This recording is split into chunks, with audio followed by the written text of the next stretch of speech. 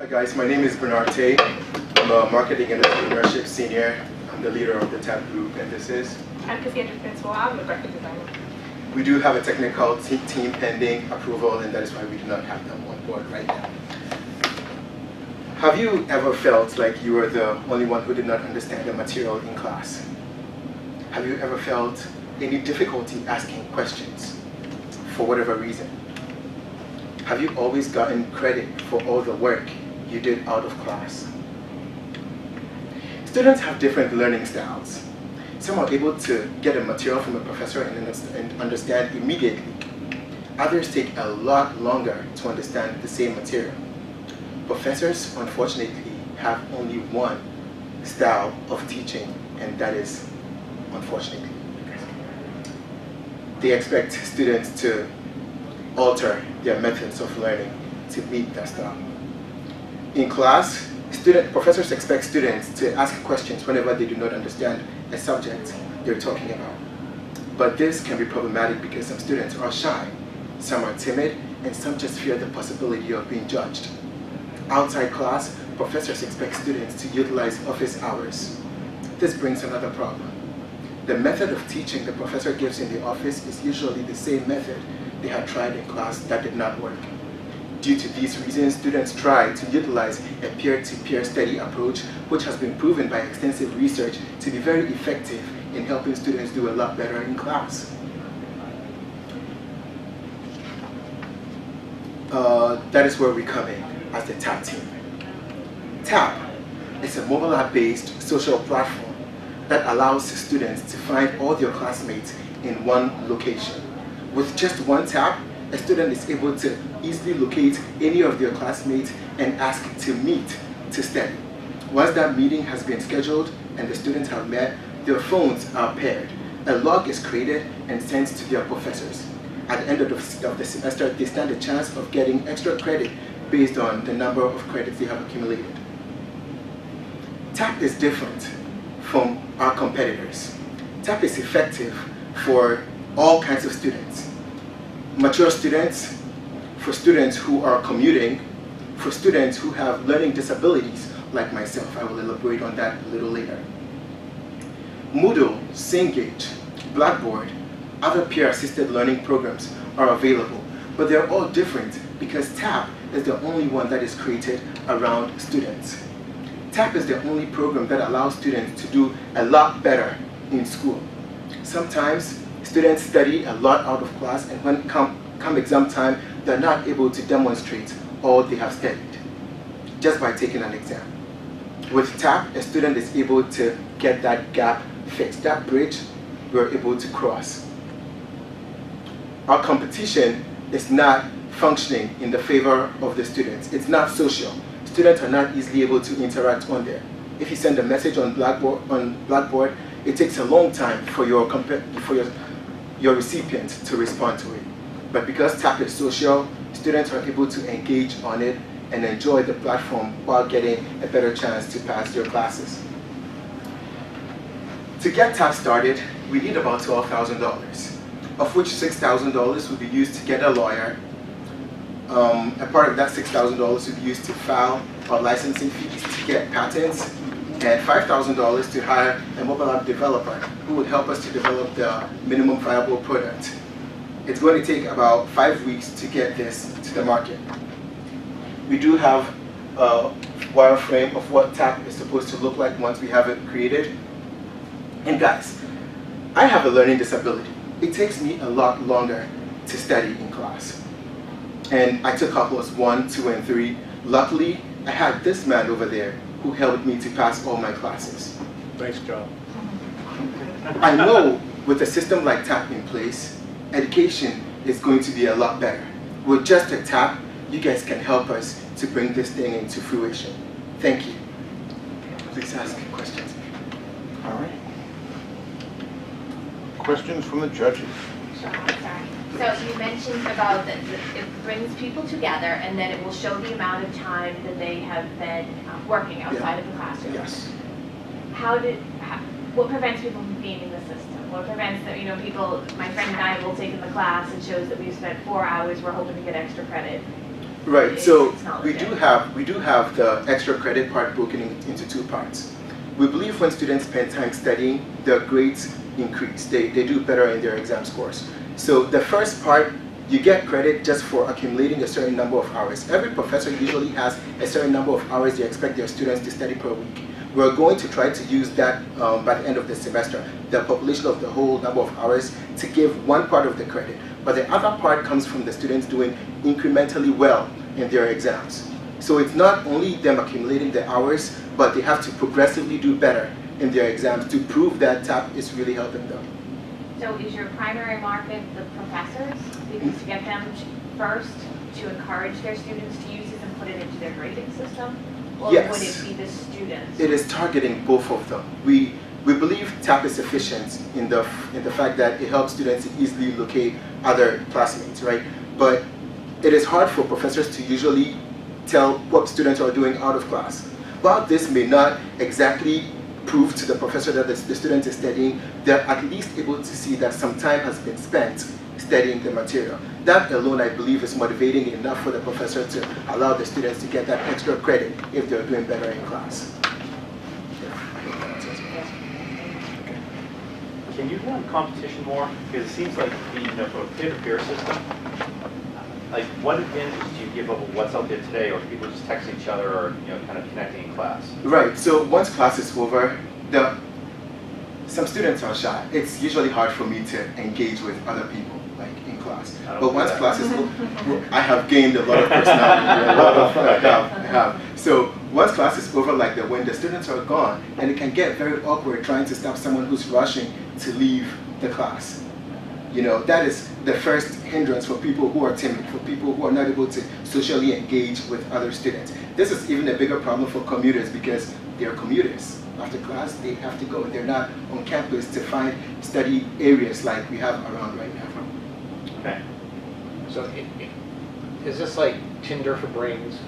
Like, is it basically a connection, right? Like, it's not like if you and I tap, right? So basically, are we just exchanging the contact and then that connection? So, or are we actually, is there some sort of tool we're using together? So the tool is all built into the app, right?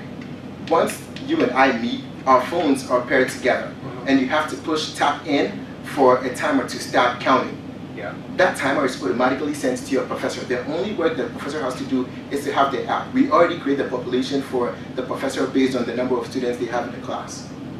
So it's that connection. It's not like then there's a problem set we're working on. No, because we're not trying to give professors extra work to do. This is the baby stage of it. In the future, we're looking to implement a way that allows for professors to really interact with the students in terms of the work they're doing anytime they meet. So, you mind if I ask a follow-up question? So, is it more a networking app than it is like connecting and then having someone, the professor, know that you're connecting than it is like a learning app? So we're trying to kill two birds with one stone, if I should. If students would rather use other social media platforms to communicate, right? But the problem is that they are very distracting. Those issues. Facebook is a very distracting platform. To go on there to try to find someone to communicate with, you might end up doing something else. But with this platform that we're trying to set for students, they only have people in their classes. So everybody you see on there is in your class. Chances are you're going to talk about a material in class. Okay, thank you. So how did this gentleman help you, and how would that app have made that better? See, it was harder for me to ask questions in class, and whenever I tried to ask the question, the explanation I got was not suitable, or I did not understand whatever explanation I got. I went to the math centers. The professor was good, don't get me wrong. Other students did well, but I was struggling in the class. I went to the math center, and the way the other tutors were teaching over there was very different from what the professor was teaching, so I was getting more confused. Luckily, he was doing a lot better. I saw one of his grades by chance, and then I asked him if he can help me. Fortunately, he happened to be from my country, and we spoke the same language. I'm like, you know what? This interaction is like prime to creating that ease and flexibility in students communicating with each other, because had I not been able to see his grade, I wouldn't be able to ask him if he was willing to help out. But if we have a platform like T.A.P in place, it'll be very easy to just open your Calculus 1 class and see anybody in there and ask for help from anybody who's willing to help. I hope that answers it. Yep. Awesome. Any other questions, guys? I'm wondering if, like, would there be a way to use this? Imagine that Ray and I are at an event, and I'm like, wow, he said some really interesting stuff. I want to connect with him on LinkedIn. Like, can you create like an extension through like a LinkedIn API where we could tap and then like we would be connected on LinkedIn? Because that's a much larger market, right? That's And true. so then you're thinking of, wow, there are other ways to leverage this, because it sounds like it's more about making that connection Yes. and monitoring that connection. Yes. So there may be other opportunities for you to make that connection. Absolutely. The market is uncapped for us. We believe there is so much potential for T.A.P. Currently, we're just trying to make it easier for students to easily reach other students, and in the future, we will take T.A.P wherever it needs to go to be more successful and more beneficial to students. So do all professors give credit for students who study together?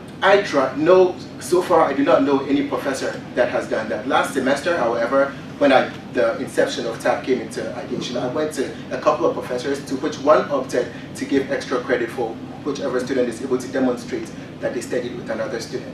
So it was just last semester that I got one professor to do that. Otherwise, we're hoping to get this thing to work, and one of the tools we need is to get the professors to really be on board and understand that students do a lot better with the motivation factor of extra credit and the ready availability of other students to study with. What about the example where, you know, there's somebody in class I don't want to study with, they keep tapping me. Can I suppress them? Can I? Yes, so it's a social platform. It's a friend asking for help. It's up to you to decide not to accept that. And it's a technical function. We can just put in a function to make you block that person from asking for help from you. But other avenues will be available for that student. So you're not going to be obligated to helping everybody. But you should be aware that if you're able to help another student, there's a better chance for you passing your classes because you'll be getting extra grades too because you're spending time on them. Have you tested the concept with any students yet? Yes, last semester. And how do you test it? With my class, like I said, I told my professor about it and Yeah. he put it to the class that whoever is able to demonstrate that you studied with other students, I was able to get a B in that class. I was struggling. It was management of information systems. I was struggling in that class really bad, but due to the facilitation of this concept, I was able to get a B and other students did a lot better too. Yeah, it wasn't like a large scale, it was just that little trial that I did and where it turned out great for me. And how did you do the connections in that trial? It was just me sending the professor a picture of us studying together because we didn't have the app developed. We don't have a prototype to have used the app. It was just the concept of it trying it. Oh, I guess the question I'm asking is, with any product, there's an adoption curve. And how many people will actually want to use it? Have you actually surveyed other students to say, could you use the software? Yes.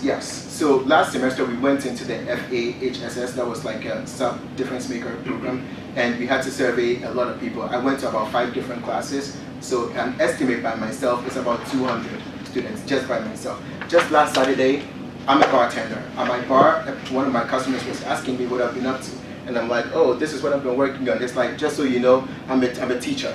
I'm a middle school teacher, and I can tell you right now, your app is going to be very beneficial to my students because they don't know how to study with each other. All they expect is for professors to give them the information, and they don't really know how to use it. With your app, they'll be forced to get even more credit by utilizing it, and that was just an uplifting conversation I had with them. So, Okay. in a nutshell, Last question, it's beautiful. if there is one. So what's the average time do you think that people need to spend together to study? That depends on the professor's expectations. I've had some classes where a professor says a student has to spend at least 16 hours per week on their class. We are looking to, based on the professor's requirements, we will put up the hours for them. The other thing is we do realize the potential for students to cheat the system. So usually classes have about 120 hours per semester. We're going to add the 125 hours to whatever the professor expects them to do, so that while you're in class, you can still do that connection if you want. If not, you still have to meet that requirement by the end of the semester. It's just a way to stop people from cheating the system. Thank you, T.A.P. Thank you so Thank much. you. guys. Great job. Thank you. Thank you very much.